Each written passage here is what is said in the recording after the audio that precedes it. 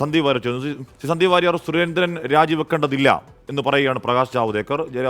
രാജ്യസന്നദ്ധത പൂർണ്ണമായി തള്ളുകയാണ്. അപ്പോൾ സുരേന്ദ്രനൊപ്പം BJP കേന്ദ്ര നേതൃത്വം കട്ടക്കുണ്ട് ഇപ്പോഴും.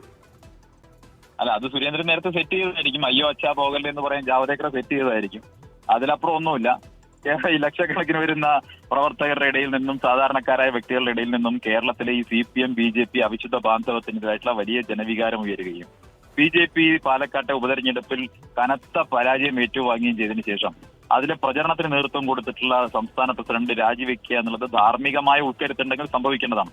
അത്തരത്തിൽ ധാർമ്മികമായ ഒരു ഉൾക്കരുത്തുമില്ലാത്തത് കൊണ്ട് തന്റെ സഹപ്രവർത്തകരെ തലയിൽ കുറ്റം കെട്ടിവെക്കാനുള്ള ഹീനമായ പരിശ്രമം, നിന്ദ്യമായിട്ടുള്ള പരിശ്രമം ഇപ്പൊ നടത്തിക്കൊണ്ടിരിക്കുന്നു എന്നാണ് മനസ്സിലാക്കേണ്ടത്. എന്തായാലും പാലക്കാട്ട് തന്നെ ഞാൻ പറഞ്ഞ കാര്യങ്ങൾ, ഞാൻ ഇക്കാര്യങ്ങളെല്ലാം തുറന്നു പറഞ്ഞ് പുറത്തിറങ്ങി വന്ന് മറ്റൊരു പാർട്ടിയുടെ ഭാഗമായി മാറിയിട്ടുള്ളതാണ്. അതുകൊണ്ട് തന്നെ BJP നന്നാക്കാനുള്ള പരിപാടിയൊന്നും എന്റെ കയ്യിലില്ല. അവർക്ക് അവരുടെ ആഭ്യന്തര കാര്യങ്ങൾ കൂടുതൽ പ്രതികരിക്കാനുമില്ല. പക്ഷെ പാലക്കാട്ടെ നിയമസഭാ ഉപതെരഞ്ഞെടുപ്പുമായി ബന്ധപ്പെട്ട വിഷയമായതുകൊണ്ടാണ് അതിൽ അവര് ഇപ്പൊ ചെയ്തുകൊണ്ടിരിക്കുന്ന കാര്യം എന്ന് പറയുന്നത് ഫേസ് സേവിങ്, സുരേന്ദ്രന്റെ ഫേസ് സേവ് ചെയ്യാനുള്ള ഒരു ഹീനമായ പരിശ്രമം മാത്രമാണ്. രാജിവെക്കണമെന്നുണ്ടെങ്കിൽ രാജിവെച്ച് പോകണ്ടായി. ഇവിടെ രാജി സന്നദ്ധത അറിയിക്കുന്നു. ജാവ്ദേക്കർ വന്ന് അതിന്റെ ആവശ്യമില്ല എന്ന് പറയുന്നു. ജാവ്ദേക്കറിനോട് ഇങ്ങനെ പറയാൻ കേന്ദ്ര നേതൃത്വം പറഞ്ഞിട്ടുണ്ടോ എന്ന് പോലും അറിയില്ല. ജാവ്ദേക്കറൊക്കെ ഡൽഹിയിൽ നിന്ന് അയച്ചിരിക്കുന്നത് ഒരു പൊളിറ്റിക്കൽ റിട്ടയർമെന്റിന്റെ ഭാഗമായിട്ടാണ്. അദ്ദേഹത്തിന് ഡൽഹിയിലൊന്നും ചെയ്യാനില്ല. അദ്ദേഹത്തെ കുറിച്ച് ഡൽഹിയിൽ വലിയ അഭിപ്രായമില്ല, മതിപ്പുമില്ല. അതുകൊണ്ട് അദ്ദേഹത്തെ കേരളത്തിൽ പോയി ഇനിയുള്ള പൊളിറ്റിക്കൽ റിട്ടയർമെന്റ് കാലം ഇവിടെ ജീവിച്ചോളൂ അല്ലെങ്കിൽ സ്വജീവൻ നയിച്ചോളൂ എന്ന് പറഞ്ഞ് അയച്ചിരിക്കുകയാണ്. ഇവിടെ പഞ്ചനക്ഷത്ര സൗകര്യങ്ങളിൽ അഭിരമിച്ച് കഴിയുകയാണ്. അതിലപ്പുറം ഒന്നുമില്ല ജാവ്ദേക്കർ.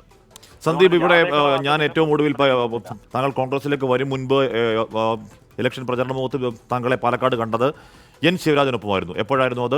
ഈ CPM പിന്തുണ അഭ്യർത്ഥിച്ച് അയച്ച കത്ത് പുറത്തുവിടാൻ വേണ്ടി കണ്ടതായിരുന്നു താങ്കളെ.